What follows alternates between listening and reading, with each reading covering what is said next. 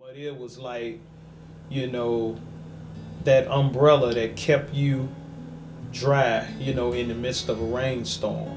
She always had something good to say.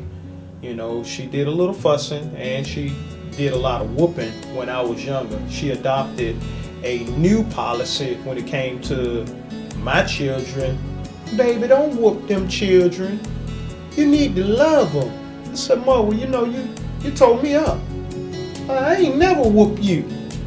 That's the type of attitude she had, once she got older. But at one point in her life, she was a very, very, very firm lady when it came to discipline. And you knew not to disobey her. But she learned all that she learned from the Bible. She was a dedicated servant of the Lord. She followed, the teachings of Jesus Christ all of her life. She accredited so much of her good standing, to him. That, hey, because I've lived my life the way I've lived it, that's why I've been blessed the way that I've been blessed. And I can agree, she lived to be 81 years old. She got so many children to it's unreal, from her own children to grandchildren and great-grandchildren, she lived a very long time. She was the type of woman who always spoke the truth, She didn't care who liked it or not, but, she was going to say it. Now, one of the most prominent figures in the family is her son, Uncle Rick. He did everything that he could for her. He always came home to check on her. Anything that she needed, he was there to do it. And, I'm so thankful to have an uncle like him, and he definitely deserved this recognition because he went above and beyond to care for his mother. What better son could she ask for? Because she had the best son, my Uncle Rick. Above all else, you got to look at, Aunt Tricia. She was the one who stayed there, with Mom most of the time and took care of her, cooked and cleaned for her. And, she endured a lot because Mother, very loving, can be very, very feisty at times, And people, when they get older, they tend to be that way, And we understand that and we love her yet the same, Now, we got so many members of the family too. I can't mention all of y'all. I know all of y'all love Mother just as much as I do. But I just want to take a couple of minutes to talk about her children. Her direct children. The ones that she raised. Aunt Cindy and Bessie, you all did a very good job of being supportive for your mother as well.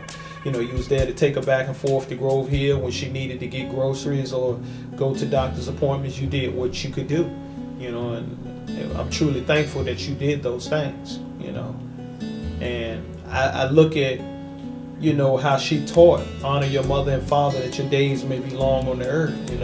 You guys have lived a long time as well, I think some of y'all might be 50, 60 years old. I can't keep up with everybody's age, but I know y'all up there because I'm 37.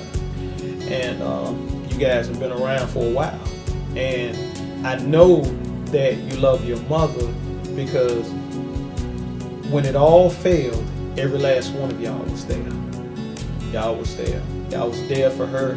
You may not have been exactly at the house, you know, when it happened, but you were there, you know.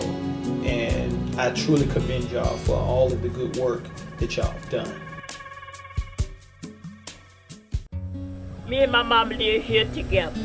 So I'm gonna check on my mama all through the night. So sometimes I go in the room at night before I go to bed and I said, Mama, she said, what you want, Trisha? I said, I just came in here to check up on you, see how you're doing. She said, you just need to go to bed, I'm doing all right. And then I would say, okay, Mama. I said, I'm gonna just say good night, and that I love you and I'll see you in the morning. But she always would say, okay, and then sometimes she would say, good night, and I'll see you in the morning too. So I got a lot of things that I'm gonna miss about my mom, but she was the best mother in the whole wild world. I said, Mother, come on now, don't feed them. Baby, I ain't gave them and then I said, Mother, you feeding them now? You just a liar. You go somewhere and sit down, that dog is hungry. I ain't never fed him nothing. I said, okay, Mother, then. I cook my mama breakfast. We sit on the porch, me and Ricky, and we eating, and my mama about halfway through eating, she said, baby, what we gonna have for dinner? I said, Mama, can we just finish eating breakfast? I said, I'll think about it. I said, I tell you what, we're gonna barbecue. She said, okay. So we eat a little bit more, then Mama come back, baby, what we gonna have for dinner? I said, barbecue, Mama. And she said, oh, I forgot, I just asked you that. I'm sorry, baby. Yeah. Her mind goes and comes. But she wanted to know what she was gonna have for dinner. But I always tell her, hey, Mom, we're gonna barbecue. We're gonna have just what you want. It's all about you. It's all about you. We're gonna have whatever you want to eat. That's what I'm gonna cook. Now, okay, you got some nuts you got to get. Tell about that drinking. Oh yeah. Oh yeah. We sitting out here in the yard. All my friends come over, and everybody walking around. They going to the cooler getting the beer out. My mama just looking. She take it for so long. Then she started evicting. I get evicted first. You get that red truck and you get out of my yard and don't you come back. So I call her when I get back. I said, hey Mom, I said, how you doing? Oh baby, I'm doing fine. Baby, when you coming home? I said, well Mama, I can't come back home. I said, you evicted me. She said, I did. I said, do you want me to come back? Yeah, baby, come see Mama.